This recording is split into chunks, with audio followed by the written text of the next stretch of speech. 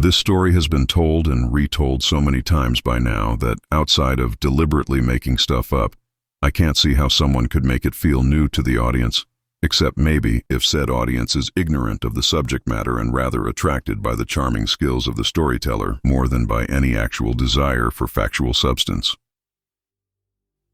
This is not what this video is about.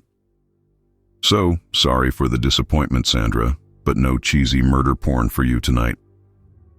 I know it's Halloween for everybody, but only would you watch less YouTube performative bullshit. Maybe you would have more time to teach your crazy dog how to behave, huh? What do you expect from me? Do I look like Elvira or something?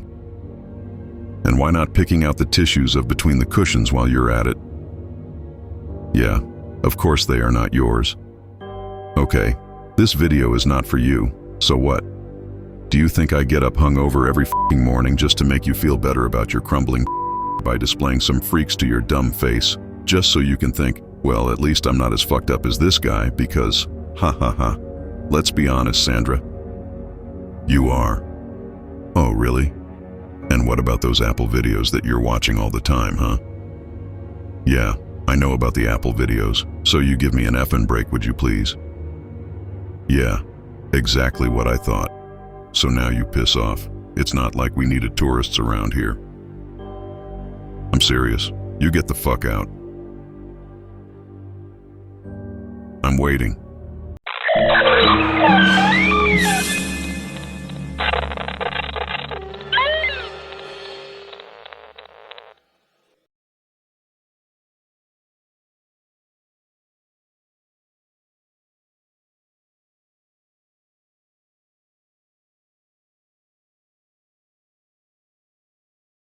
Hello dear fellow Geinologists. Welcome to Ed Gein's Rabbit Hole. My name is Jezebel Von Nipples, and today, we are going to talk about the events that took place on November 16, 1957, day on which both Bernice Worden's life and Ed Gein's freedom found an unexpected end, and a night so grim, that its horrors still fascinate the world to this very day. But since we need to start somewhere, we might just establish from the outset that anything concerning the murder or what could have happened during the time Gein was at the hardware store that morning is almost entirely reliable on the testimony of one single person, a guy who not only has shown himself unreliable in the days following his arrest, but in his later years, categorically refused to discuss what had happened on that day, and even openly resented psychologists for trying to do so. A guy who could at one moment show an outstanding memory for details, going as far as rightfully correcting Joseph Wilimowski about stuff written in the newspapers which, legally, he was not even allowed to read by the way, but at some other times, show a nearly infuriating tendency to muddy the water as soon as he might getting potentially close to something remotely incriminating, if only by giving a hint of a suggestion that his memory might have been better than what he pretended it to be. Conveniently self-serving in the opinion of certain, and plausible manifestation of his condition in the one of others. But again, sometimes, outstandingly accurate. Like this very detail, for instance, one consistently mentioned in his confession, just as during his trial a decade or so later, that is to say the weather there was that morning, which correspond almost exactly to data collected by the La Crosse Regional Airport, seemingly the only weather station operating near Plainfield on that day. Based on what he said during his trial, Gein woke up at 6 o'clock about on that morning, in other words, around or just before sunrise, and one can tell for sure that on that morning, Gein woke up to a house dimly lit by a cold and timid light, in a bed that, given the norms of the Victorian era and the overall condition of the building, must have been soaking with cold sweat-like humidity. He then described his morning routine. I made my breakfast, and after that cleaned up the dishes, washed the dishes. Oh, by the way, just to remind you that beside electricity, Gein didn't have any indoor plumbing, so, by washing the dishes, what he actually means is sinking it down in rainwater warmed on the kitchen stove. I'm not kidding. He used to keep a barrel for that purpose in the shed. Gein himself said so. Even Wilimowski saw it, and the way he described its location, I even suspect that it was this thing right here. I made my breakfast, and after that cleaned up the dishes, washed the dishes. And it was raining outside at that time, light rain, and it probably was half an hour till the rain died down. Then I decided to go uptown. Another example of Gein's ability to remember details that, outside of their non-incriminating nature, would be for someone else otherwise easily forgettable, or at least unsuspiciously subject to confusion, is the time evaluated at 9 a.m. of his depart from his home, information mentioned during the trial as in one of Wilimowski's reports filled back in 1957, moment that both times is said to corresponds with the stopping of the rain, which also fits the meteorological data. In Joseph Wilimowski's words, Gein readily admitted that on Saturday morning, November 16, 1957, after completing his breakfast at home, he drove his car to Plainfield to purchase some automobile antifreeze and kerosene. Gein set the time of his departure from his farm at some time after 9 a.m., that it had stopped raining shortly before. Gein declared that he drove his automobile, a Ford sedan 1949, to Plainfield, Wisconsin. At the Ellis gas station he purchased a jug of kerosene, and then he went to the Worden store to buy some antifreeze. Now, after you left the farm, where did you go? I was going to get kerosene. I had a kerosene stove. I took the kerosene can and put it in my car. And I wanted to get some antifreeze, permanent antifreeze, a gallon of that, so I took a glass container and put that in my car. Here Gein says that he went there to buy a gallon of antifreeze, a detail that contradicts what can be read in both Joseph Wilimowski's report and a verbatim of one of Gein's interrogatory leaked to the newspaper, in which it is written that he bought half a gallon of antifreeze, paid $1 for it, and received 1 cent back in change. And fortunately for us, estimated fellow Geinologists, a picture taken from inside the store shows here on the barrel of the said antifreeze that it was priced at $1.98 per gallon, meaning of course that half a gallon would have then cost exactly 99 cents. In other words, Gein bought half a gallon of antifreeze that morning, not a full one. And where did you go? And then I drove up to Plainfield and stopped to a standard station to get the kerosene, and after that I drove to Mrs. Worden's place and parked in front of her place of business. Now, when you parked your car in front of Mrs. Worden's hardware store, did you park your car out in the open? Right in the open, yes. Now, at the time when you got out of your car, did you observe any people in the area of the hardware store? Well, right across from Worden's was a filling station run by a fellow by the name of Spies. I'm sure that he was out there talking with someone else. They always used to weigh deer there too. They had deer scales there. The mention of a fellow by the name of Spies is quite interesting here, since Gein is the only one to ever mention a guy running the filling station named as such, and as soon as local presses went back to work, the only person mentioned as runner of the place is a certain Bernard Mushinsky, who not only is said to have seen Mrs. Worden's earlier in the morning, but to have been the one who first noticed that the hardware store was mysteriously locked an hour or so later.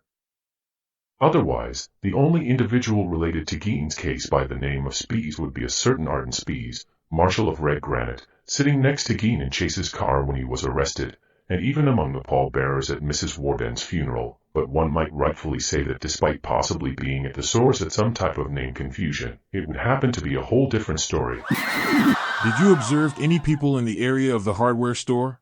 Well, right across from Worden's was a filling station run by a fellow by the name of Spies. I'm sure that he was out there talking with someone else. They always used to weigh deer there too. They had deer scales there. Now, do you remember what day the 16th of November was, in 1957? The first day of deer season. Gein stated that he and Mrs. Worden's were the only persons in the store. He purchased a half-gallon of permanent type antifreeze in a glass gallon jug he had brought along for the purpose. He gave her $1 and alleged that Mrs. Worden's gave him 1 cent in change. Gein said that he conversed with Mrs. Worden's and that the discussion was primarily about the deer check station across from her store. When I went into Mrs. Worden's, I took a glass jug for permanent antifreeze. When I entered the hardware store, she came towards me and said, "Do you want a gallon of antifreeze?" And I said, "No." A half gallon. She got the antifreeze and pumped it out, and I hold the jug for her to pour it in, and then she pumped it out another quart, and I was still holding the jug while she poured that.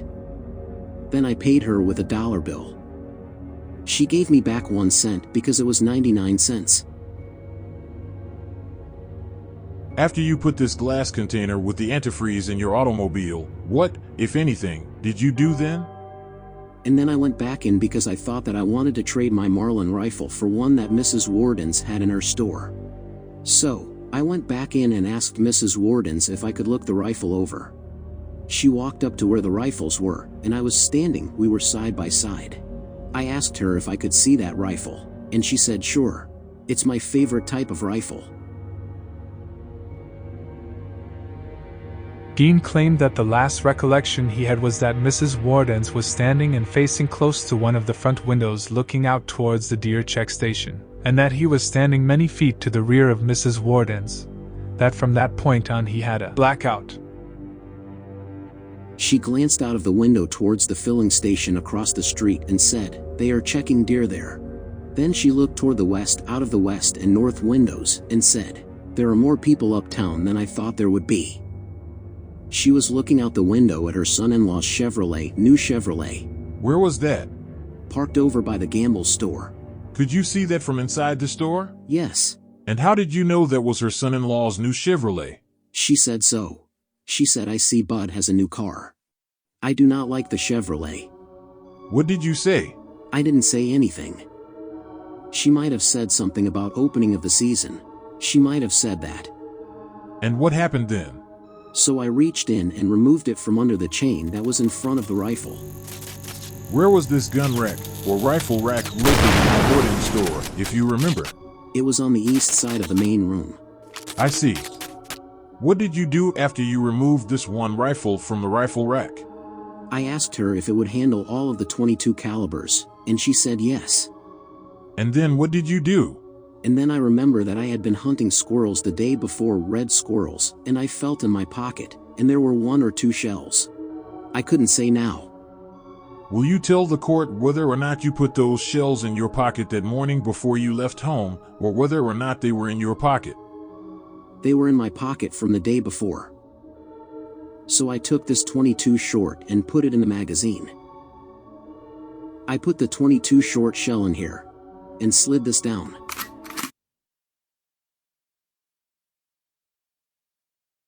Mrs. Warden's fell over. He examined her body to see if she was dead.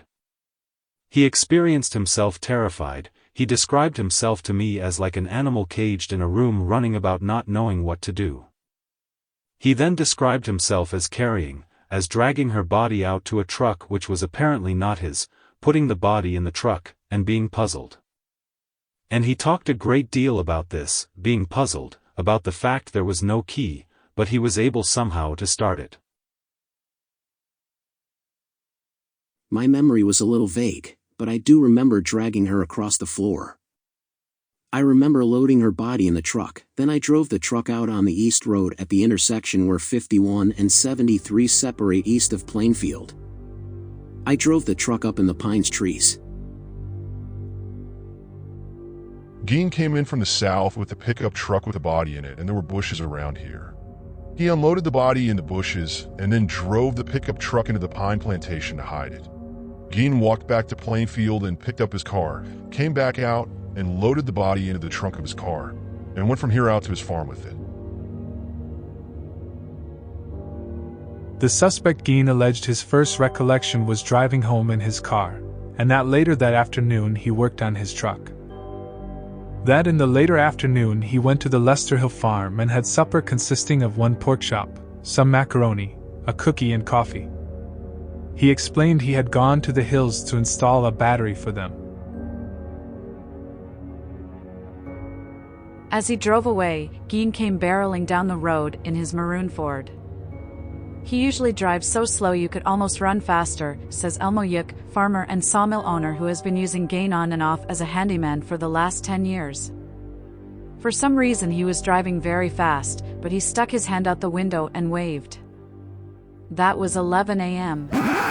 Which means that, as long as one can rely on Yuk's and Mushinsky's approximations, we would have an hour-and-a-half gap in the timeline where Gein would have been around with a body in his car. And was it not enough to indicate that Gein didn't took the shortest way to come back home? Something Elmo was just about to mention shows that, for it to make sense, Yuk would have then been somewhere standing on the wooden part of the property, and Gein coming from the west.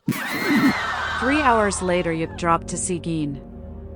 He knew Gein hated anybody to hunt of his propriety, and Yuk thought it would smooth things over if he told him about the buck himself. Gein was out in the yard changing the tires on his car. He didn't seem ruffled at all, recalls Yuk. The odd thing about the tire changing was that Gein was replacing his snow treads with regular tires. If anybody else took off their snow treads at this time of the year, you'd have said they were crazy or trying to cover up their tracks, commented Yuk, but not Eddie Gein. He was always doing things like that.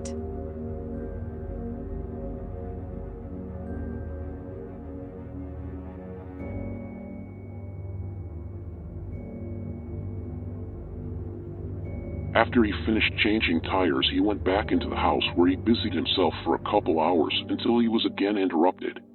This time it was the Hill boy, commonly known as Bob Hill, who needed help to start his car.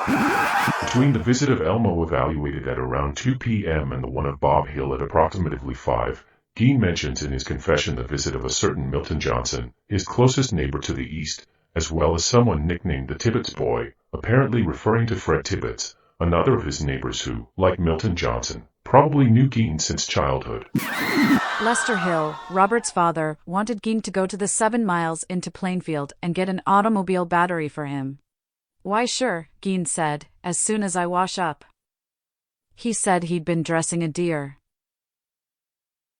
Since this was the opening of the deer season, a time when many small businesses close while the proprietors go hunting, the locked door of the Warden's hardware store exited no comment until evening.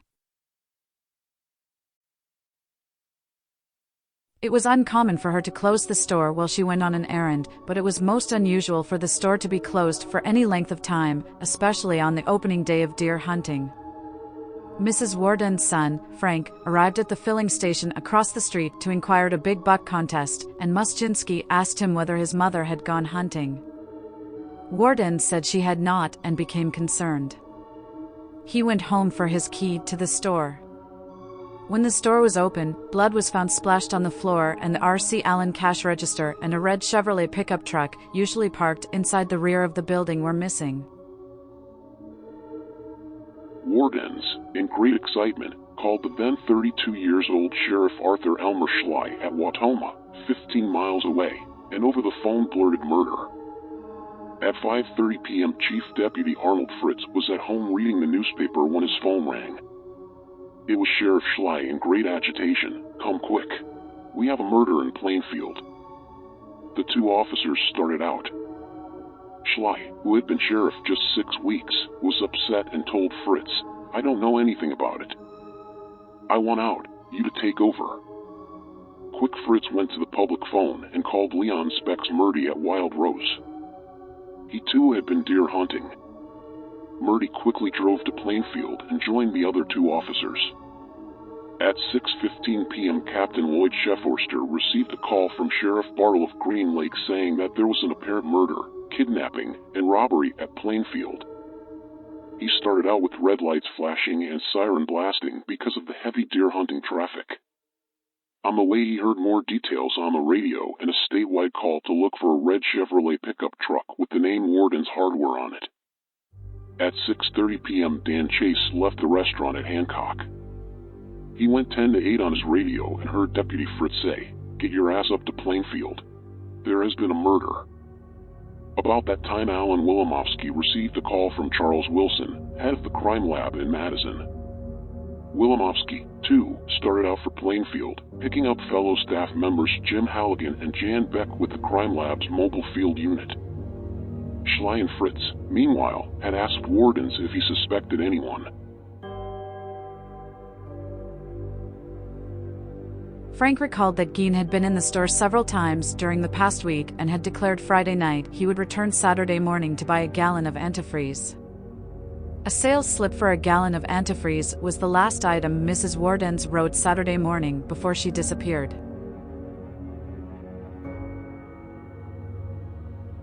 Based on what you have told me, Eddie, things marked out in my mind that you applied every excuse, or reason, to go to see Bernice to buy whether or not it was a half-pound of shingle nails, ball of twine, or something, just so that you could have conversation. Is that right or wrong? Well, I believe you're right there. I liked her that way. She was nice. Gein asked Wardens if he was going to go deer hunting. Wardens told Gein that he was, and that he expected to be in the woods all day. Meantime, Dan Chase had arrived, and it was decided that he and Murdy should go out to the Gein house. A distance of 4 or 5 miles. Total darkness had fallen as they drove down the lonely road to the farm. Chase swung the car in the yard so that its headlights shone on the back door. The old farmhouse was dark and there was no sign of life. Chase stayed by the car while Murdy knocked on the back door. There was no response, so he knocked again. The door slowly swung open. Inside it was pitch dark, and as neither Murdy nor Chase had flashlight, Murdy lit a match. The floor was littered with papers, and he was afraid of starting a fire. Murdy stumbled forward and found another door, but there was no response to his repeated knocks. Carefully, he made his way out and back to the car. Obviously, Ed Gein was not at home. Which leads us to the necessity to address an aspect of the legend which, although obviously adding to the dramatic atmosphere of the story, loses in plausibility the closer one scrutinizes it. That is to say, that the police officers would have first entered Gein's house through the creepy wooden door on the west wall of the shed. I know, I'm just like everyone else and would prefer it to be true, but my point being that not only do I think there's no reason to believe they did, but that there's even reasons to believe that they didn't. If we take the documentary Ed Gein, American Maniac as first example, shot around 1981, we can see here the idea at best strongly suggested through the editing, when this picture appears to the screen while Sheriff Batterman mentions the door we busted in referring to the back shed which was connected to the house. And in a very similar manner, one can see here on page 11 of this edition of America's Most Bizarre Murderer, first published in 1984, a drawn reproduction of this very same picture, under which is quoted, "Chase stayed by the car while Murdy knocked on the back door." But it is only in 1989, year of the publication of Deviant, the shocking true story of Ed Gein, in which this first visit by Chase and Murdy at Gein's house is for some reason resumed down to a single sentence, but in which still one can read. The men moved carefully around the rotting cartons and rusted farm tools to the opposite side of the shed, where Chef Forrester tried the door that led into the main part of the house. And from then on, what was previously limited to a strong suggestion turns into an affirmation, and, consciously or not, perceived as such in most people's minds and narratives since that day. But thanks to what we learned in the 2 previous episodes and the mapping of the place that ensued, one can be confident saying that someone getting into Gein's property would have parked his car in this area, and that since Gein had rendered most of all other doors leading into the house unusable, that this one would have then been the main entrance of the house. A theory that, if need be, is only reinforced by this testimony of Fred Reed, former Gein's neighbor, who, in an A&E Biography episode dedicated to Ed Gein, remembers what it would be like for someone to visit him at home. Threshing crews. From the time I was pretty small, Eddie Gein was always just, part of the crew. From where our farm was, he was about 2.5 miles away is all. And we'd get in the car and go over and see Eddie. We'd pull into his yard, and I can still remember doing that. And Eddie would always come out and talk to us in the yard. So we never was in his house or anything like that. And most of all, one can also affirm with a reasonable amount of certitude that Mrs. Warden's body was here situated in this very area of the woodshed. So, as long as one can rely on the exactitude of the depiction of the events as here reported, it was total darkness when Chase and Murdy arrived at Gein's house, and being so, Chase would have then swung the car in the yard so that its headlights shone on the back door. And knowing that someone knocking at a door is usually going to do so expecting a response back, there would be no intuitive reason to believe that Murdy knocked at this specific one, no more than to assume that he knew there was one in the first place. Then it is said that when Murdy knocked for a second time, the door slowly swung open, which I assume none of you naive enough to believe of course, but even pretending it happened, it has been also established in the previous video that the west wall door was an outswing door, and not an inswing one. On all of which one can pile up Murdy's testimony about not having a flashlight. Again, for those who would not remember, Gein's house was somehow situated in the middle of a field, at a time when there was close to no public lights in rural communities, meaning that it would have been pretty dark in there, so much so to not be able to walk the place without any decent source of light. And since that neither of Chase or Murdy and flashlight with them, Murdy is said to have lightened a match, walked to a door leading to the house, knocked multiple times, then came back to the car and concluded that Gein wasn't home. The only thing is that the average burning time of a match is actually no more than about 10 to 15 seconds. And contemplating the idea that Murdy would have get in the shed through the west wall would mean that he would have had to carefully cross the shed in length, that is to say a distance of about 25 feet and back, in a hazardous and unknown environment, which would have certainly taken more time than 10 to 15 seconds. And even discarding the actual number of matches as the mere detail that it actually is, that would still imply that Murdy would have to pass near Mrs. Worden's body as close as 6 or 7 feet and not noticing it, which seems highly improbable, contrarily of course, to someone standing more than 20 feet in the opposite direction. And like if this dead horse needed another beating, let's just say that, in the cultural and historical context, it would have just been common practice to do not lock one's door, to the point to even be seen as some type of weirdo just for doing so, and knowing that Gein was in presence of Bob Hill when he left home, there would be absolutely no reason to lose some mind on the fact that Gein could have just left the door unlocked, assuming that nobody would have business to get in there anyway. On the day in question, Ed Gein had come to the Hill family home. Irene said he often came there because he enjoyed TV and did not have electricity at his home. On this particular day he was there for supper, and interestingly she remembered they had pork chops and boiled potatoes. I remember when somebody passed the bread, he said that reminded him he got to get a loaf of bread before he went home. She also remembered that Ed was sitting on the Davenport playing with one of the younger children, John, who was 8 on that night when her son-in-law, Jim Vroman, came from town and told them something had occurred at the warden's place. Gein said to Vroman, "Boy, someone sure must have been bloodthirsty. Is that right?" Gein suggested that he would like to go downtown and see the excitement. He and the boy then went to Gein's car. She said Ed was not nervous. He seemed perfectly normal and showed interest in going back downtown because the son-in-law said the crime lab was coming and Gein thought it would be interesting to go downtown to see that. I even kidded him about Mrs. Worden's disappearance. I said, "Ed, how come everybody gets banged on the head and hauled away when you're always around?" And he just grinned the way he always did and said, "Oh, that was easy." Back in town there was a small group of men on the sidewalk in front of the warden's hardware store.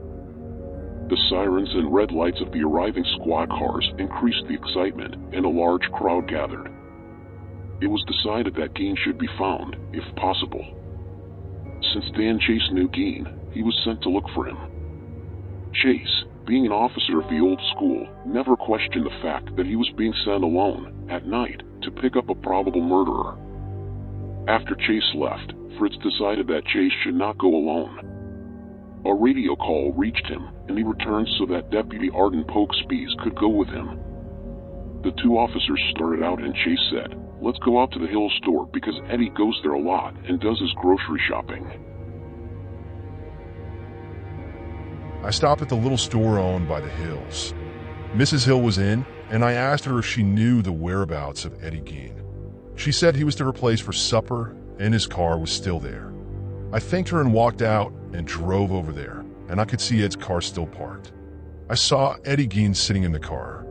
There was a porch light or something on, and I could see him. One of the Hill boys was sitting with him.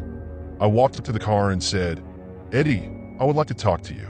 Eddie came over and got in the car with Pokespees in the back seat. I asked Eddie to tell me where he was from 6 that morning until right now. He went through it and I said, "Now go back to where you entered Warden's store and tell me that again." He started and went back through it. I said, "Now Eddie, you didn't tell the same story coming through there." He said, "Somebody framed me."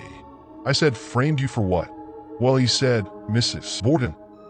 I said, "What about Mrs. Worden's?" "Well, she's dead, ain't she?" I said, "Dead? How do you know she's dead?" He said, "Well, I heard it." I said, "Where did you hear it?" He said, "I heard them talking about it." I knew then what I had. The three men returned to Plainfield and parked on Main Street. Deputy Fritz met them and said she's been murdered. On the way to Plainfield, Chase told Gein to lie on the floor of the car because he was afraid of violence if Gein was seen by the townspeople. Gein was greatly amused by this precaution. Chase then placed Gein under arrest, and he and Spies took him to Wautoma and placed him in jail. I ran across the street over to Hills, and I rapped on the door, and I said to Irene, "Did you hear about the murder in Plainfield?" And she said, "Yes." And she told me who it was then, that it was Mrs. Worden. And she said, "You'll never guess who they picked up for it."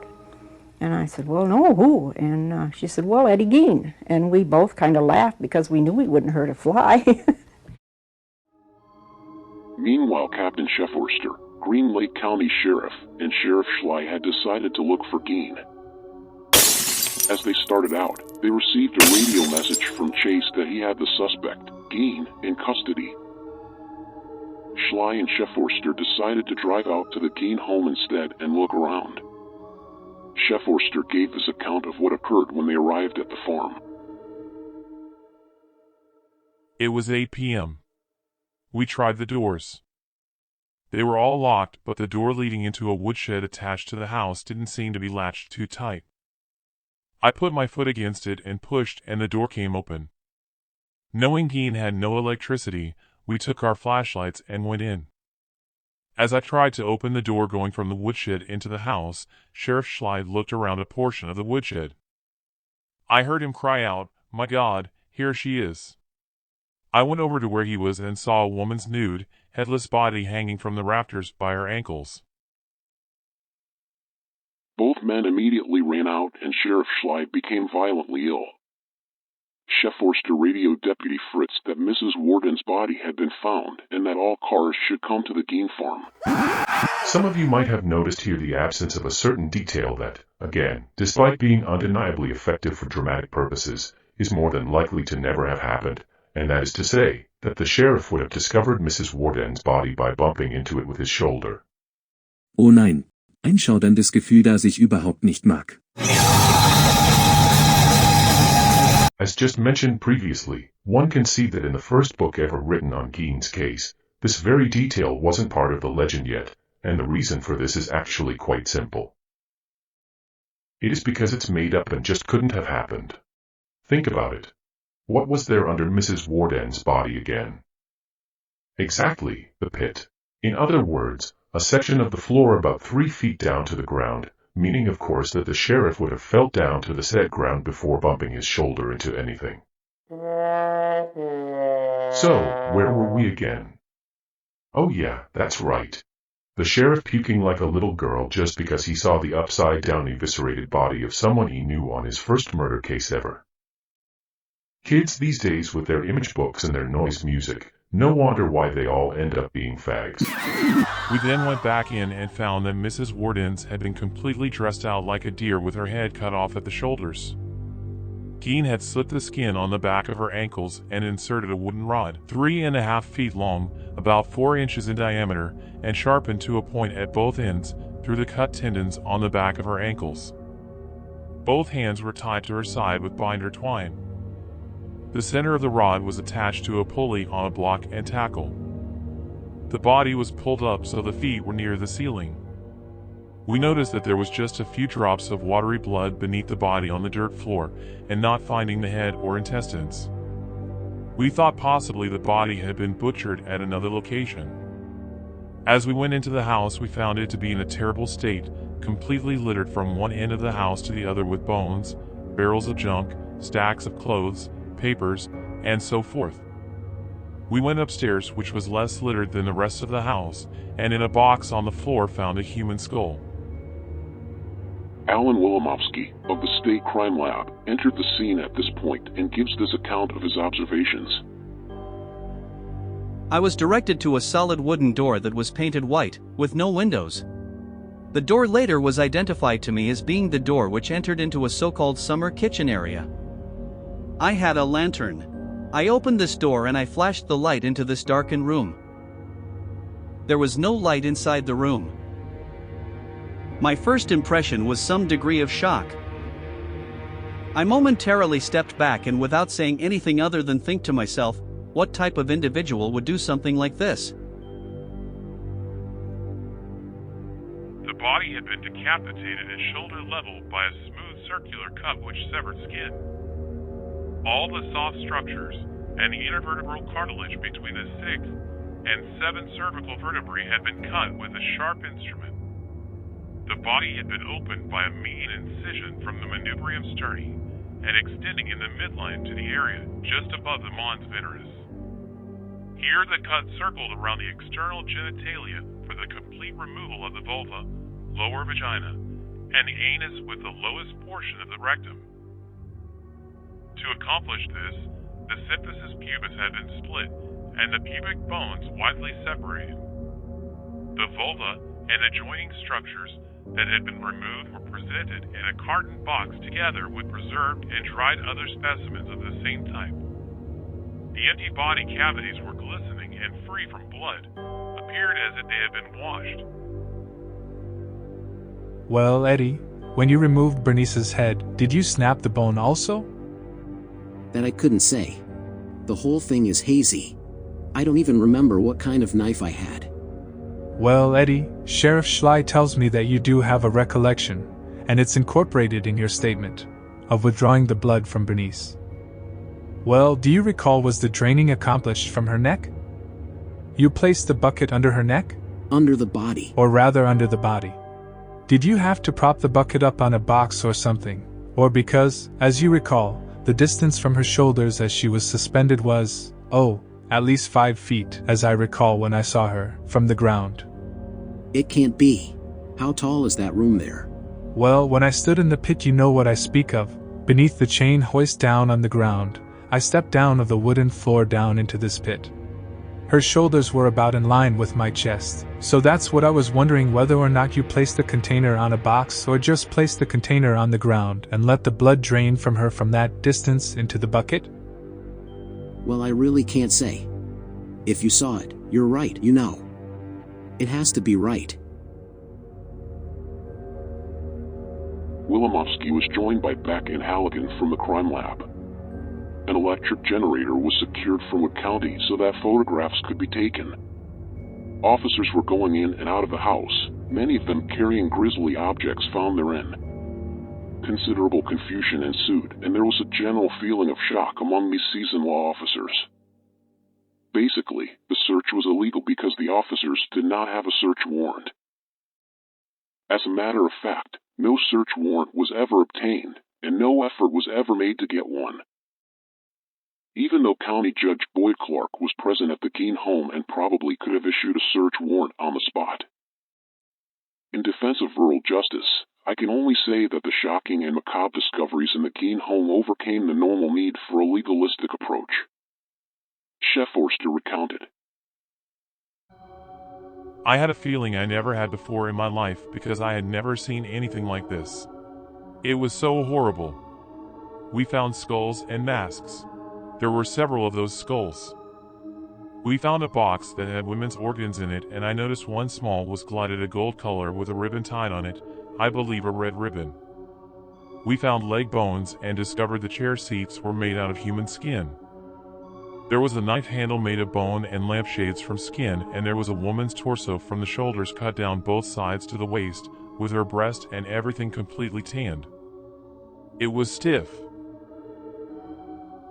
Officer said state crime laboratory officials had found 4 other skulls and other segments of female bodies in the house, mostly in the first-floor bedroom and kitchen which Gein occupied.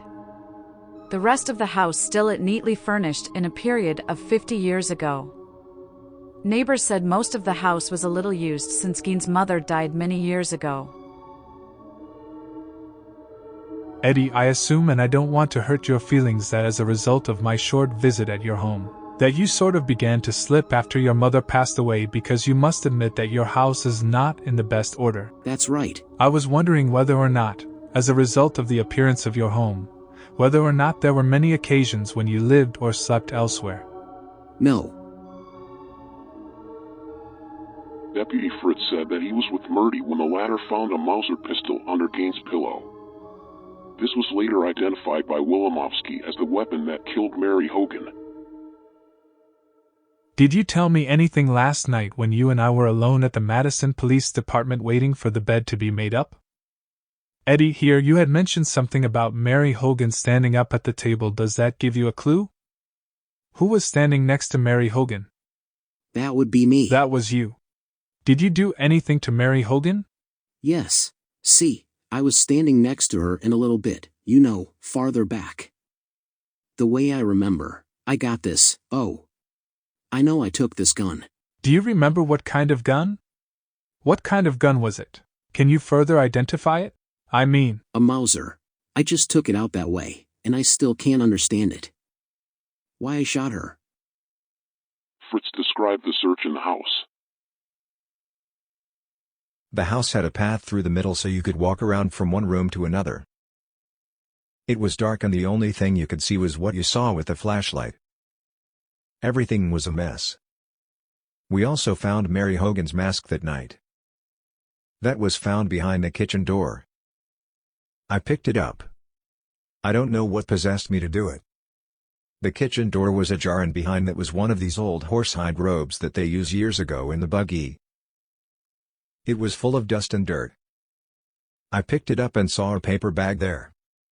I picked the bag up and held the bag open with one hand and looked in it, which was sort of hard with the flashlight in the other hand. You could see the hair on it, and I held onto the bag and flashlight and Specs was going to hold it up. By God, he said. It's Mary Hogan. Augusta Gein had been dead 12 years when police entered the house she had once shared with her son.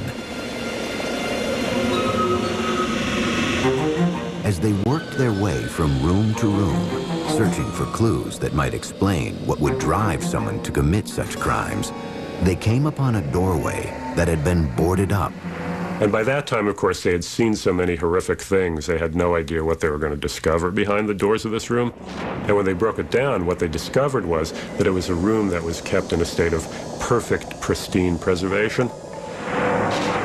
And that turned out to be the room of Ed's mother. The one room was completely different. It was a living room and a bedroom area which we were advised had been occupied by Gein's mother. It had been nailed shut from the time of her death to the present time. The room contained several pieces of furniture. In the bedroom was a bed and a cedar chest. In this area everything appeared to be in a normal, orderly fashion. The room had not been occupied for quite a while as there was a rather heavy uniform coating of dust on the upper surfaces of the furniture.